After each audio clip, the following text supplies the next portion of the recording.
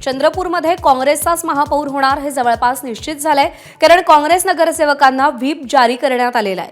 कारण भाजपला मतदान करायचं नाही, ठाकरेंच्या शिवसेनेची ही भूमिका असल्याचीही माहिती मिळाली आहे। तर दुसरीकडे भाजप आणि काँग्रेस या दोन्ही पक्षांनी त्यांच्या उमेदवारांनाच मतदान करा असा व्हीप जारी केल्यानं ठाकरेंचा महापौर होणार नाही हेही जवळपास निश्चित झालेलं आहे।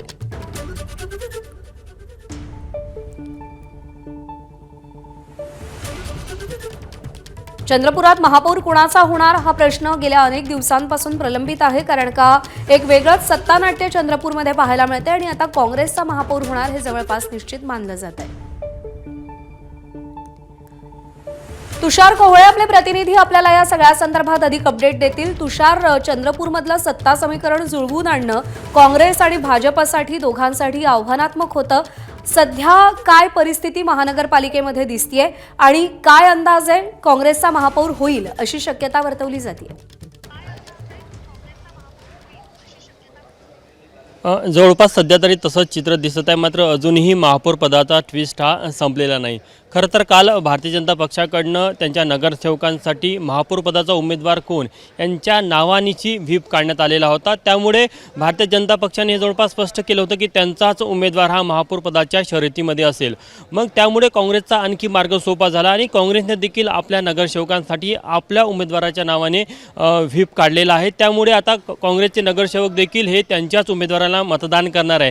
त्यामुळे आता उभाटाकडे फक्त 6 नगरसेवक आहे आणि त्यांनी जो एक प्रेशर गेम तयार केलेला होता की जो महापौर पदाचा त्यांना उमेदवार म्हणून घोषित करेल, त्यांना समर्थन देईल। मात्र या दोन्ही प्रमुख पक्षांनी आपापल्या महापौर पदाच्या उमेदवारांची घोषणा केलेली आहे। काँग्रेसने ते नाव गुलदस्त्यात ठेवलेलं आहे, मात्र जेव्हा सभागृहाच्या आतमध्ये नगरसेवक शिरेल तेव्हा ते नाव देखील जाहीर केलं जाईल। त्यामुळे उभाटाकडनं जो प्रेशर गेम केला जात होता तो कुठेतरी आता काही अंशी का होईना तो कमी पडलेला आहे। मात्र उभाटाकडे आणखी एक पर्याय, जर का उभाट आणि सभागृहाच्या आतमध्ये भाजपच्या बाजूने जर का मतदान केलं तर भाजपचा देखील महापौर होण्याची शक्यता नाकारता येत नाही। मात्र तसं चित्र तुर्तता तरी दिसत नाही, कारण की सध्या आपण बघू शकतो की चंद्रपूरमध्ये जे विजय वडेट्टीवार यांचं निवासस्थान आहे, निवासस्थानी उभाटाचे जिल्हा प्रमुख संदीप गिरे इथे आहे आणि विजय वडेट्टीवार आणि संदीप गिरे यांच्यामध्ये बैठक सुरू आहे। संदीप गिरे यांच्या पत्नी मनस्वी गिरे या देखील उभाटाकडनं महापौर पदाच्या उमेदवार आहे।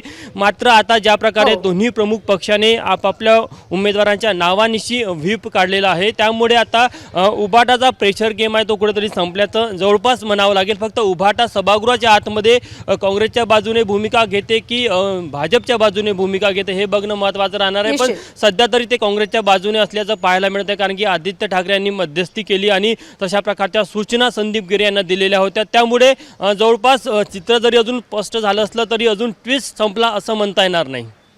बरोबर आहे। त्यामुळे दोघांच्या भांडणात स्वतःचा लाभ करून घेण्याचा ठाकरे गटाचा जो प्रयत्न होता तो प्रयत्न काहीसा यशस्वी होताना सध्या दिसत नाहीये। चंद्रपूर महानगरपालिकेत नेमकं काय होतं याचे अपडेट जाणून घेत राहू। तुर्तास धन्यवाद। एबीपी माझा, उघडा डोळे बघा नीट।